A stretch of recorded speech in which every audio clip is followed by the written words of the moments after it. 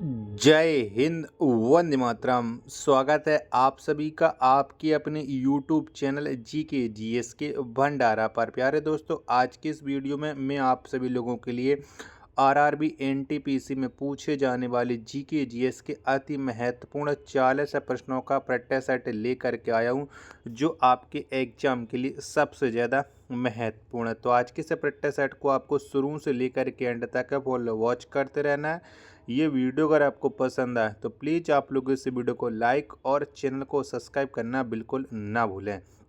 तो चलिएगा फिर शुरू करते हैं आज का अपना ये जीके जीएस के 40 अति महत्वपूर्ण प्रश्नों का प्रैक्टिस सेट। तो पहला प्रश्न है कि अमेरिका कब स्वतंत्र हुआ। तो बताओ कब स्वतंत्र हुआ था अमेरिका। प्रश्न संख्या 1 का राइट आंसर क्या हो जाएगा। तो अमेरिका जो स्वतंत्र हुआ था वो 4 जुलाई 1776 में हुआ था। एक का सी ऑप्शन देने वालों का राइट आंसर हो जाएगा।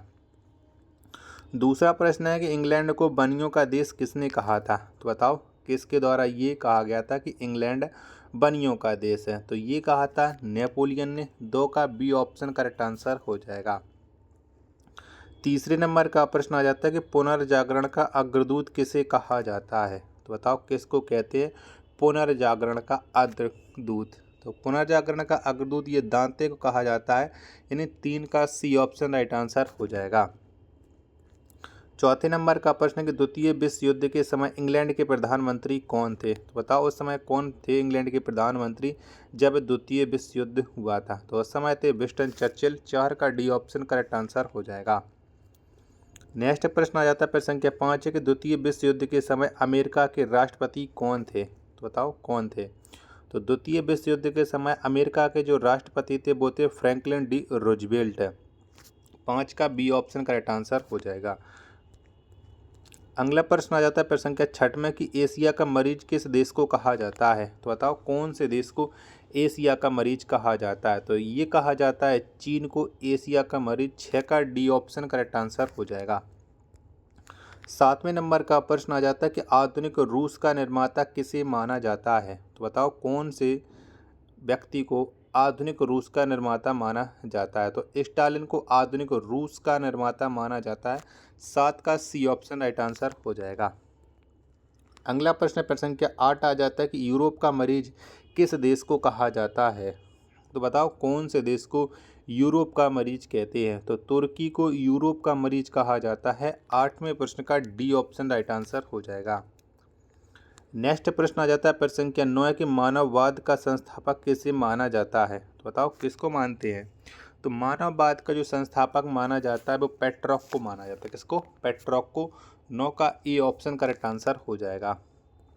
10वें नंबर का प्रश्न आ जाता है कि राष्ट्रवाद का मसीहा किसे माना जाता है। तो बताओ किसको मानते हैं। तो राष्ट्रवाद का जो मसीहा माना जाता है वो नेपोलियन को माना जाता है। 10 का डी ऑप्शन करेक्ट आंसर हो जाएगा। 11वें नंबर का प्रश्न है कानून की आत्मा पुस्तक के रचनाकार हैं। तो बताओ कौन हैं। 11वें प्रश्न का राइट आंसर क्या हो जाएगा। तो कानून की आत्मा पुस्तक के जो रचनाकार हैं वो हैं मॉन्टेस्क्यू। 11 का डी ऑप्शन करेक्ट आंसर हो जाएगा। वीडियो पसंद आ रही होगी तो प्लीज़ वीडियो को लाइक और चैनल को सब्सक्राइब करना बिल्कुल ना भूलें। 12वें नंबर का प्रश्न है कि डिवाइन कॉमेडी पुस्तक के रचनाकार कौन है। तो बताओ कौन है। तो डिवाइन कॉमेडी पुस्तक के जो रचनाकार है वो हैं दांते। 12 का सी ऑप्शन करेक्ट आंसर हो जाएगा। प्रश्न संख्या 13 आ जाता है कि आधुनिक राजनीतिक दर्शन का जनक किसे माना जाता है। तो बताओ कौन माने जाते हैं। तो आधुनिक राजनीतिक दर्शन का जो जनक माना जाता है वो मैकियावेली को माना जाता है। 13 का सी ऑप्शन राइट आंसर हो जाएगा। 14वें नंबर का प्रश्न कि द लास्ट सफ़र चित्र के चित्रकार कौन है। तो बताओ कौन है। किसने बनाया द लास्ट सफ़र चित्र। तो इसके जो रचनाकार है वो है लियोनार्ड दा विंची।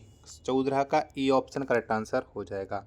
चलिएगा जब तक आप लोग वीडियो को लाइक करके चैनल को आप लोग जरूर सब्सक्राइब कर लीजिएगा और वीडियो को अपने दोस्तों के पास है शेयर जरूर कर दीजिएगा। 15 नंबर का प्रश्न कि लिटिल कारपोरल के नाम से किसे जाना जाता है। तो बताओ कौन से व्यक्ति जाना जाता है लिटिल कारपोरल के नाम से। 15वें प्रश्न का राइट आंसर क्या हो जाएगा। तो ये नेपोलियन को जाना जाता है। 15 का डी ऑप्शन राइट आंसर हो जाएगा। 16वें नंबर का प्रश्न कि इटली के एकीकरण का जनक किसे माना जाता है। तो कौन से व्यक्ति को माना जाता है इटली के एकीकरण का जनक। तो ये जोसेफ मेजनी को माना जाता है। 16वें प्रश्न का डी ऑप्शन राइट आंसर हो जाएगा। अगला प्रश्न आ जाता है प्रश्न संख्या 17 की लाल कुर्ती सेना का गठन किसने किया था। तो बताओ कौन से व्यक्ति के द्वारा लाल कुर्ती सेना का गठन है वो हुआ था। तो ये गैरिबल्डी के द्वारा लाल कुर्ती सेना का गठन किया गया था। 17 का ई ऑप्शन करेक्ट आंसर हो जाएगा। 18वें नंबर का प्रश्न कि रूस के शासक को किस नाम से जाना जाता है। तो बताओ कौन से नाम से रूस के शासक को जाना जाता है। तो जार के नाम से जाना जाता है। 18 का ई ऑप्शन करेक्ट आंसर हो जाएगा। 19वें नंबर का प्रश्न कि एक जार, एक चर्च और एक रूस का नारा किसने दिया था। तो बताओ ये किसके द्वारा नारा दिया गया था। 19वें प्रश्न का राइट आंसर क्या हो जाएगा। तो ये नारा दिया था जार निकोलस द्वितीय ने। 19वें प्रश्न का बी ऑप्शन करेक्ट आंसर हो जाएगा। 20वें नंबर का प्रश्न है कि प्रथम विश्व युद्ध के समय अमेरिका के राष्ट्रपति कौन थे। तो बताओ जब प्रथम विश्व युद्ध हुआ था उस समय अमेरिका के राष्ट्रपति कौन थे। तो ये थे वुडरो विल्सन। 20वें प्रश्न का डी ऑप्शन करेक्ट आंसर हो जाएगा। 21वें नंबर का प्रश्न आ जाता है कि प्रथम विश्व युद्ध में कितने देश भाग लिया था। तो बताओ कितने देशों ने प्रथम विश्व युद्ध में भाग लिया था। 21वें प्रश्न का राइट आंसर क्या हो जाएगा। तो इसमें टोटल 37 देशों ने भाग लिया था प्रथम विश्व युद्ध के दौरान। 21वें प्रश्न का सी ऑप्शन करेक्ट आंसर हो जाएगा। नेक्स्ट प्रश्न आ जाता है प्रश्न संख्या 22 है कि प्रथम विश्व युद्ध के समय भारत का वायसराय कौन था। तो बताओ जब प्रथम विश्व युद्ध हुआ था उस समय भारत के वायसराय कौन थे। तो भारत के वायसराय थे लॉर्ड हार्डिंग द्वितीय। 22वें प्रश्न का बी ऑप्शन करेक्ट आंसर हो जाएगा। 23वें नंबर का प्रश्न कि समुद्री मार्ग से संपूर्ण विश्व का चक्कर लगाने वाला प्रथम व्यक्ति कौन था। तो बताओ कौन सा वो व्यक्ति था जिसने समुद्री मार्ग से संपूर्ण विश्व का चक्कर लगा लिया था। तो वो व्यक्ति था मैगलन। 23 का सी ऑप्शन राइट आंसर हो जाएगा। प्रश्न संख्या 24 से आपके सामने कि मोनालिसा नामक चित्र के रचनाकार कौन है। बताओ किसने मोनालिसा चित्र बनाया हुआ है। तो इसके जो रचनाकार है मोनालिसा के वो हैं लियोनार्डो दा विंची। 24 का बी ऑप्शन करेक्ट आंसर हो जाएगा। वीडियो पसंद आ रही होगी तो प्लीज़ वीडियो को लाइक और चैनल को सब्सक्राइब करना बिल्कुल ना भूलें। 25वें नंबर का प्रश्न आ जाता है खुले द्वार की नीति के प्रतिपादक कौन थे। तो बताओ कौन थे। तो खुले द्वार की नीति के जो प्रतिपादक थे वो थे जॉन रे। 25वें प्रश्न का डी ऑप्शन करेक्ट आंसर हो जाएगा। 26वें नंबर का प्रश्न आ जाता है कि चीन का विशाल दीवार के निर्माता कौन है। तो बताओ किसने चीन की विशाल दीवारें बनवाई है। तो इसके जो निर्माता हैं वो है सी हॉन्ग टी। 26 का ई ऑप्शन करेक्ट आंसर हो जाएगा। 27वें नंबर का प्रश्न आ जाता है कि पीत आतंक के नाम से किसे जाना जाता है। तो बताओ कौन से देश को पीत आतंक के नाम से जाना जाता है। तो ये जाना जाता है जापान देश को पीत आतंक के नाम से। 27 का सी ऑप्शन राइट आंसर हो जाएगा। 28वें नंबर का प्रश्न है कि 6 अगस्त 1945 को हिरोशिमा पर जो बम गिराया गया उसका नाम क्या था। तो बताओ कौन सा बम है 6 अगस्त 1945 को हिरोशिमा पर गिराया गया था। जब तक मैं आपको ऑप्शन दिखा रहा हूँ तब तक आप लोग वीडियो को लाइक करके चैनल को आप लोग ज़रूर सब्सक्राइब कर लीजिएगा। चलिए चारों ऑप्शन आपकी स्क्रीन पर शो हो चुके हैं। तो बताओ कौन सा बम गिराया गया था जापान पर। 28वें प्रश्न का राइट आंसर। तो जो बम गिराया गया था उसका नाम था लिटिल बॉय। 28 का ए ऑप्शन करेक्ट आंसर हो जाएगा। नेक्स्ट प्रश्न संख्या 29 है कि फ्रांस की राज्य क्रांति के समय फ्रांस का शासक कौन था। तो बताओ उस समय कौन था। तो फ्रांस की राज्य क्रांति के समय जो फ्रांस का शासक था वो शासक का नाम था लुई 16वां। 29वें प्रश्न का सी ऑप्शन राइट आंसर हो जाएगा।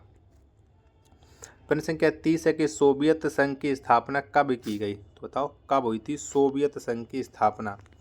तो ये स्थापना हुई थी 1922 में सोवियत संघ की। प्रश्न संख्या 30 का बी ऑप्शन करेक्ट आंसर हो जाएगा। 31वें नंबर का प्रश्न आ जाता है कि 100 चूहों की अपेक्षा एक सींग का शासन उत्तम है, यह उक्ति किसकी है। तो बताओ ये कथन किसका है। 31वें प्रश्न का राइट आंसर क्या हो जाएगा। 100 चूहों की अपेक्षा एक सींग का शासन उत्तम है, ये जो कथन है वो है वॉल्टियर का। 31 का सी ऑप्शन राइट आंसर हो जाएगा। 32वें नंबर का प्रश्न आ जाता है कि मैं ही राज हूँ और मेरे शब्द ही कानून है, यह उक्ति किसकी है। यानी ये कथन किसके द्वारा कहा गया कि मैं ही राज हूँ और मेरा शब्द ही कानून है। 32वें प्रश्न का राइट आंसर। तो ये कथन है लुई 14वां का। 32 का डी ऑप्शन राइट आंसर हो जाएगा। 33वें नंबर का प्रश्न आ जाता है कि प्रजातंत्र जनता का जनता के द्वारा जनता के लिए शासन है, यह उक्ति किसकी है? तो बताओ ये कथन किसका है? तो ये जो कथन है वो है अब्राहम लिंकन का, जो अमेरिका के राष्ट्रपति थे। 33 का डी ऑप्शन करेक्ट आंसर हो जाएगा। 34वें नंबर का प्रश्न है कि इंग्लैंड में गौरवपूर्ण क्रांति कब हुई? तो बताओ कब हुई थी? तो इंग्लैंड में जो गौरवपूर्ण क्रांति हुई थी ये 1688 में हुई थी। 34 का सी ऑप्शन करेक्ट आंसर हो जाएगा। 35वें नंबर का प्रश्न कि औद्योगिक क्रांति सर्वप्रथम कहाँ पर हुई? तो बताओ कहाँ पर हुई? तो औद्योगिक क्रांति जो सर्वप्रथम हुई थी ये इंग्लैंड में हुई थी। 35 का डी ऑप्शन करेक्ट आंसर हो जाएगा। 36वें नंबर का प्रश्न आ जाता है कि दास कैपिटल के रचनाकार कौन है? तो बताओ किसने दास कैपिटल पुस्तक को लिखा है? 36 का राइट आंसर। तो इसके जो रचनाकार हैं दास कैपिटल के वो हैं कार्ल मार्क्स। 36 का सी ऑप्शन करेक्ट आंसर हो जाएगा। 37वें नंबर का प्रश्न आ जाता है कि रूस में बोल्शेविक क्रांति कब हुई? तो बताइए क्रांति कब हुई थी रूस में? 37वें प्रश्न का राइट आंसर क्या हो जाएगा? तो रूस में बोल्शेविक क्रांति ये हुई थी 1917 में।